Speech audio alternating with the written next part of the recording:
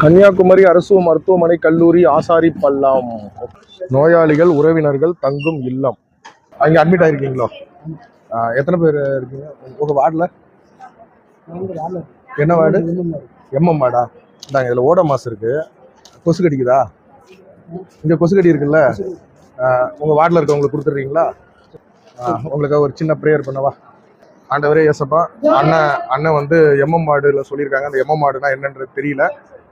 நான் அடுத்த தடவை இங்கே வந்து பார்க்கும்போது அண்ணன் வந்து இந்த மருத்துவமனையை விட்டு அவங்க வீட்டுக்கு என்ன பண்ணியிருக்கணும், போயிருக்கணும். நல்லபடியாக அவங்களுக்கு உடல் சுகம் ஆரோக்கியம் கொடுத்து சாட்சியாக என்ன பண்ணணும், அண்ணன் வந்து இருக்கணும். ஆண்டவரே இயேசப்பா, நன்றி.